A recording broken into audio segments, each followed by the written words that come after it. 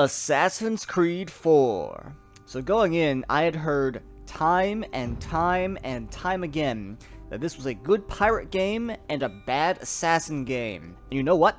They're right. Someone at Ubisoft saw the potential of AC3's naval combat system and was like, let's improve it, but make a whole game about this. And they did. The pirate stuff was awesome. You've got your broadsides, your heavy shots, if you want something to die really fast, mortar rounds, swivel guns, you can even use them to pick off enemy crew, or you can just ram the enemy ships. You even get a charge ability that lets you ram ships even harder. I had all kinds of fun rampaging across the Caribbean and taking whatever it was I pleased, which is a good thing, because you make a substantial amount of money off of looting ships. For either their cash, their rum, and their sugar, those two being your two big moneymaker crops, and they'll net you incredible profits that let you upgrade everything you could possibly need from the game. So if you're looking to max out, it can get a little grindy, but the grind itself is nowhere near as bad as Odyssey was. Speaking of Odyssey, the Bounty Hunter Wanted system comes back here, or should I say, originates here, I guess, but it isn't nearly as annoying. So you build up your Wanted level by doing pirate things, sink ships, blah blah blah blah, and eventually bounty hunters come after you while you're at sea. And I can recall exactly one instance where, at the max wanted level, they were a bit too much for my then under-equipped ship, but after I got some upgrades, the bounty hunters were just slightly tougher man-of-wars that you can deal with. So ship combat itself ends in one of 4 different ways. You either sink the ship without even boarding it, and you take a reduced amount of loot from the wreckage. You board it, and you repair any damage you've sustained while taking in the full profit. You set the crew loose to lower your wanted level by 1 tier, or you just capture the ship. And when you capture the ship, this also opens up the Kenway's Fleet minigame, which is like a hybrid between the Assassin World map from Brotherhood and the AC3 maps, where you can send captured ships and send them abroad and earn money from their exploits. Once you build up enough, you can make a tidy sum. However, raiding ships yourself is actually faster, if a bit more labor intensive. What I would do is I would recommend doing the minigame as you're about to wrap up playing for a day, so the next time you boot up the game, your profits roll in because they continue their voyage even when the game is turned off. Finally, we're going to talk about the legendary ships. These are 4 encounters at each corner of the map, each with unique abilities and playstyles, and at times game-breaking abilities, such as, oh, I don't know, having iron-plated armor about 100 years before it actually happened. Do you remember when a crossbow got removed for not being historically accurate? Things have changed. But nonetheless, you can defeat them if you play your cards right and are quick on your trigger finger. Melee combat itself is extremely easy, just as it was in AC3, but Edward Kenway has his own flair. He clearly evokes the swashbuckling ethic that Ubisoft wanted to package with his pirate adventure, and it works. Combat is relatively smooth, if occasionally glitchy every now and then, most notably when boarding ships, and essentially boils down to smack the enemy enough times to trigger a combo kill, then keep combo killing and countering, much like AC3. Your dual swords are hands down the best melee weapon in the game, with the hidden blade being there just for the sake of being an Assassin's Creed game, and not as good as your swords. Anything you can do with your hidden blades, your swords can objectively do better. And once you get multiple guns, and you buy the more expensive, better guns, you can guarantee 4 instant kills on basically anyone. This also includes just shooting primary assassination targets in the big multi-quest assassination side quests. Just one bullet, bang, it's done. No lengthy chase sequence, no bullet sponge battle, just bang. It's like that famous Raiders of the Lost Ark scene. Bang! So this makes sense, since your character isn't even an assassin for most of the game. He's just a badass pirate swordsman who killed an assassin and took his stuff for a quick payday.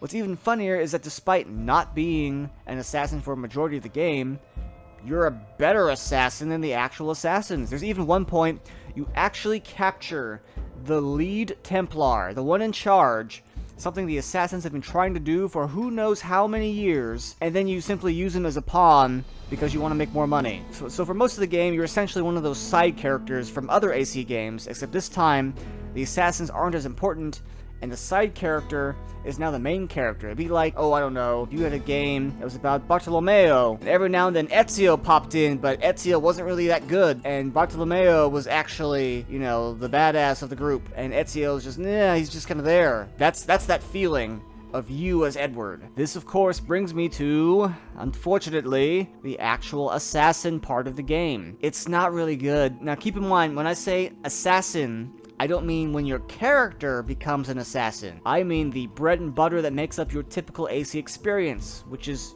all the not pirate ship things. So, leaps of faith, tailing missions everywhere, even ship tailing missions. Aside from the abundance of tailing missions, it's pretty average gameplay. Smoke bombs, rope darts, berserk darts, sleep darts, assassinations from various places, hiring dancers. Dancers is what I meant. It's all your typical fare. Hunting makes a return from AC3, but it's a bit less involved and isn't your main moneymaker. Hunting in this instance is used to craft upgrades to Edwards, so bigger pouches to hold more bullets, that kind of thing. It does fall into that typical video game crafting trap, where you simply just can't use more leather to make pouches. Oh no.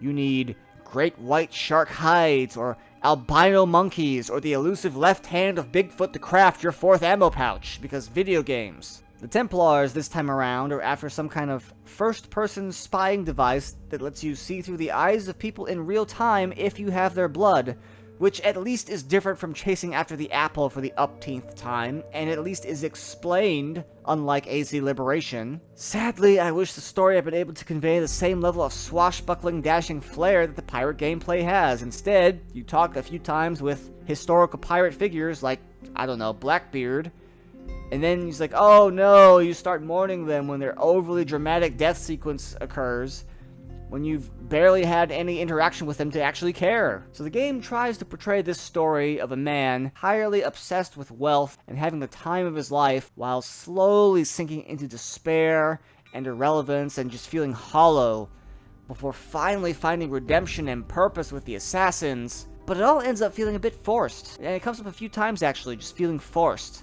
For instance, the obvious twist that James Kidd isn't actually James. Or a man. Who could have ever guessed that? Plus, it clashes with the overall adventurous feeling of the pirate gameplay itself, where you're king of the seas and you've sunk several Spanish armadas worth of ships all by your lonesome. It boggles the mind that Blackbeard gets mentioned in the history books as the infamous pirate, but Edward is someone who had to be discovered through sci-fi DNA sequencing. This guy is like the Grim Reaper of the oceans. What? The obvious answer to this is your character actually wasn't that good at being a pirate at all, and the gameplay doesn't really reflect his accomplishments. But that's a bit depressing to think about, so we're gonna just move on to something even more depressing. The modern day. Oh, modern day Assassin's Creed, the bane of my existence every time I play one of your games. So the modern day of modern day honestly makes me regret ever trash talking Desmond, and AC4 is no exception. In this game, we're just some intern with a tablet putzing around Abstergo as someone researching Edward's DNA, and the ancient chick from AC3 shows up, but she's haunting the internet or something, and why am I even still going on? Like, who cares? The plot doesn't matter. I know this because I didn't play this game at release. I played it, now, this year.